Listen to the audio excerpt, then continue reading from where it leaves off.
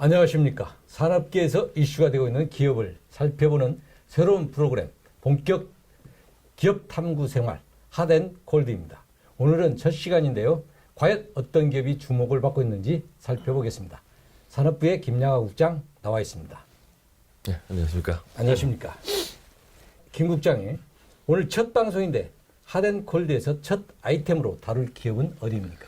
네, 첫 방송인 핫앤콜드에서 다룰 첫 기업은 바로 우리나라의 대표 기업이자 글로벌 기업인 삼성전자입니다. 아, 삼성전자입니까? 네. 핫입니까? 콜드입니까? 안타깝게도 콜드입니다. 콜드요? 네. 삼성전자는 지난해 역대급 실적을 기록했고 올해 1분기에도 실적이 좋은 걸로 알고 있는데 왜 네. 콜드입니까? 실적은 좋지만 그 안을 들여다보면 좀 걱정스러운 부분이 많이 있습니다. 그 삼성전자의 사업은 그 크게 세 개 부문으로 나뉩니다. DX, DS 그리고 전장 사업인데요. 예. 좀 더 세분하게 살펴보면 그 DX는 TV, 모니터, 냉장고, 세탁기, 에어컨 같은 그 컨슈머 일렉트릭, 그러니까 예. 가전이라고 그러죠, 소위.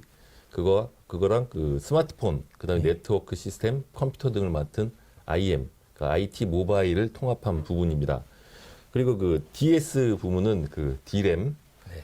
낸드 프레시, 모바일 AP 등을 제품을 생산하는 반도체 사업과 그 디스플레이 패널을 생산 판매하는 그 디스플레이 사업으로 구성이 됩니다. 그 전장은 그 텔레매틱스나 그 스피커, 차량용 스피커를 담당하는 그 하만 부문인데요. 오늘은 특히 그 반도체와 IM 부분 중에 스마트폰 부문을 집중적으로 살펴보겠습니다. 왜냐하면 그 두 부문이 거의 80% 가까이 차지하고 있기 때문이죠. 특히 반도체 사업에서 최근 위기가 감지되고 있습니다. 예.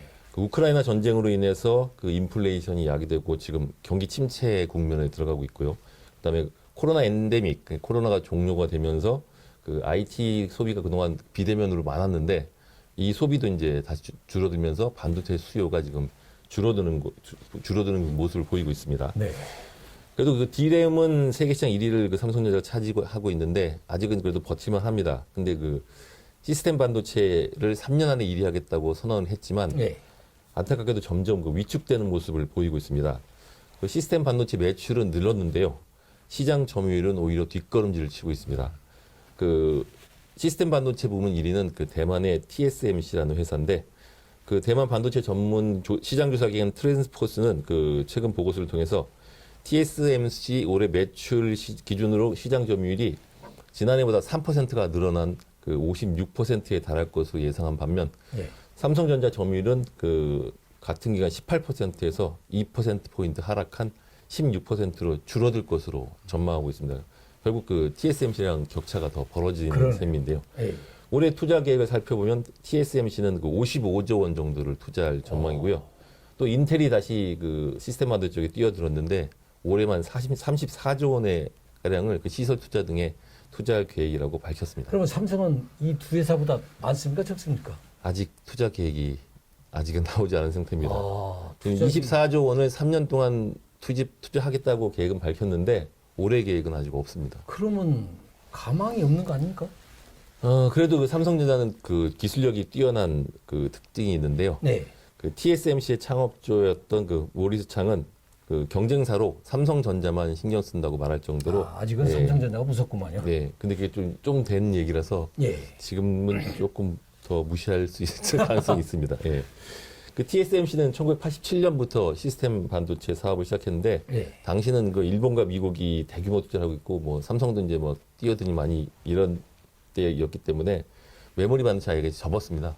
그리고 그 대신에 이제 그 시스템 반도체를 이제 뛰어들어서 이제 열심히 하고 했었는데 삼성전자는 이제 그 시스템 반도체가 그 상대적으로 그 되게 부진했습니다. 왜 이유는 바로 삼성전자 자신이었는데요. 삼성전자는 그 반도체만 하는 게 아니라 그 휴대전화도 하고 가전도 하고 통신 장비 등도 생산하기 때문에 그 경쟁사들이 삼성전자 시스템 반도체 쪽에 그 주문을 주지 않는 경향이 있었습니다. 네. 왜냐하면 애플 같은 경우 만약에 내가 이런 칩을 만들어다고 얘기하면은 아 이거 어떤 사양의 제품을 만드나 보다 하고 미리 전략이 노출되는 그런 우려가 있기 때문에 삼성전자에 일감을 주지 않았고요. 그러다 보니까 TSMC는 모토가 우리는 고객과 경쟁하지 않는다를 내세울 정도로 약간 삼성전자를 견제하는 그런 모토죠. 그래서 이제 삼성전자는 할 수 없이 그 시스템 반도체 쪽은 자기들 하는 제품들만 주로 생산하는 그런 상황이었고요. 네. 그다음에 이제 메모리 반도체 시장은 계속 해서 결국 일본, 미국을 다 따라잡고 이제 세계 1위를 딱 하면서 이제 시장이 이제 어느 정도 굳어졌습니다. 그때부터 이제 더 이상의 먹거리가 없기 때문에 시스템 반도체 시장이 본격적으로 뛰어들게 된 것이죠. 근데 시스템 반도체 사업은 아무래도 주문을 받아서 생산하던 반도체다 보니까 고객과의 호흡이 중요합니다. 네. 그러다 보니까 1987년부터 해온 그 TSMC가 고객을 많이 상대했기 때문에 상대적으로 유리할 수밖에 없는 상황입니다. 그래서 지금 현재 그 3나노 기술을 먼저 어느 회사가 그 상용화하느냐 해가지고 경쟁을 치열하게 하고 있는데 그 삼성전자와 TSMC가 서로 이제 먼저 하려고 지금 애쓰고 있고요. 그걸 하게 되면은 그나마 이제 그 기술을 활용해서 이제 최신 모델을 만들려는 그 수요가 있기 때문에 이 경쟁이 치열한데 바로 기술력이 그 삼성전자의 그 유일한 무기라고 할 수 있습니다. 예, 그러면 스마트폰에는 무슨 문제가 있습니까? 작년에도 세계 판매 1위, 네. 올해 1분기도 1위인데 네. 큰 문제가 없을 것 같은데 제가 봤을 때. 판매 수량만 따지면은 뭐 영시상반 세계 1위 맞습니다. 예. 하지만 그 매출과 영업이익을 따져보면 그 경쟁사라고 할 수 있는 애플과 비교하기가 뭐 할 정도로 예. 아주 좀 처참한데요. 그 애플은 지난해 매출액이 스마트폰 매출만 따져보면 1,960억 달러였는데 삼성은 720억 달러밖에 안 됩니다. 아, 여기서도 예. 많이 차이가 나네요. 2.7배 정도 차이 나는데 거의 뭐 TSMC와 삼성전자 차이보다 더 나는 상황인데요. 그 애플은 이제 고가폰 위주로 정책을 주로 폈고 삼성은 저가폰 위주로 이제 그 약간 중위권 이하 국가에서 그 많은 물량을 팔아서 판매 대수로 1위를 차지하고 있었습니다. 그리고 그 태블릿 PC라든가 그다음에 무선 이어폰 등 스마트 주변 기기들도 그 애플이 그냥 압도적으로 그 우위를 점하고 있고요. 그 애플은 특히 아이튠스라는 그 플랫폼을 통해서 그 막대한 이익을 올리고 있습니다. 그거를 통해서 이제 음악도 다운받고 그 플레이스토어를 통해서 거기서 이제 막대한 수수료를 받고 있는데요.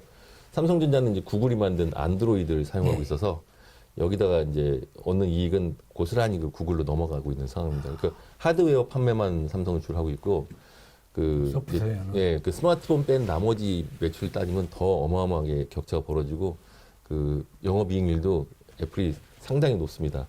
게다가 또 오포나 샤오미 같은 중국의 저가 스마트폰이 빠르게 추격을 하고 있어서 지금 삼성전자 상황은 시스템 반도체나 그 휴대폰이나 스마트폰이나 모두 그 넛크래커 양쪽에서 위아래에서 찝히는 그런 양상을 보이고 있습니다. 결국은 싼 거 많이 팔아봤자 이익은 별로 없다. 네. 그러면은 삼성전자가 이런 어려움을 타개할 방법은 있습니까? 아니면 네, 없습니까? 있습니다. 있어요? 예. 아, 다행입니다. 예, 근데 자세히 설명해 주시죠. 예, 이게 타결 방법은 이제 M&A인데요. 더 어려운 문제네. 예. 지금 삼성전자 신사업은 그 전기차 관련 전장 사업 빼고는 이제 새로운 사업이 이렇다 할 사업이 없는 상황입니다. 뭐 로봇도 하고 있는데 그거는 이제 경쟁도 치열하고 그 스마트폰이나 이런 뭐 반도체처럼 확실한 그런 사업은 아니거든요. 물론 이제 나중에 클 수는 있습니다. 그래서 이런 열쇠를 마련하기 위해서는 그 M&A가 지름길을 갈 수 있습니다. 그 D램을 제조하는 그 하이닉스의 경우 SK그룹이 인수하면서 SK그룹은 현대차그룹을 제치고 세계 2위를 바로 차지했듯이 이 M&A가 그 빠른 길입니다. 그 성장할 수 있는. 하지만 그 오너 리스크 때문에 지금 굉장히 지지부진한데요.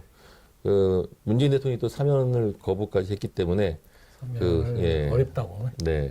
기대를 많이 했는데. 네, 이재용 부회장에 대해서 이제 사면 찬성 목소리가 높긴 하지만 일단은 뭐 거부를 한 상태라서 가석방 상태가 지금 지속되고 있는 상황인데요. 그렇죠, 당분간. 예, 매주 재판을 받고 있고 또 가석방으로 인해서 또 보호관찰 대상이어서 뭐 해외에 나갈 때 다 신고를 해야 하고 그러다 보면 이제 그 여러 가지 정보가 노출이 됩니다. 예를 들면 어느 지역으로 간다 그러면 어느 지역 가면 누구 만나냐, 그러니까 대충 유추가 되기 때문에 그 M&A라는 게 되게 보안을 필요로 하는 그런 작업이기 때문에 그런 게 이제 노출이 되면 그 상대편에서 부담스러워하기 때문에 이제 계약이 깨지는 경우가 많거든요. 그래서 이제 지금까지 그 한종희 부회장이 지난 1월에 뭐 M&A 가능성이 있다고 얘기했지만 여지껏 소식이 없는 거 보면 지금 이런 문제들이 지금 연관이 없지 않다고 볼 수 없습니다. 그래서 이런 그 오너 리스크가 빨리 해결이 돼야 하고요.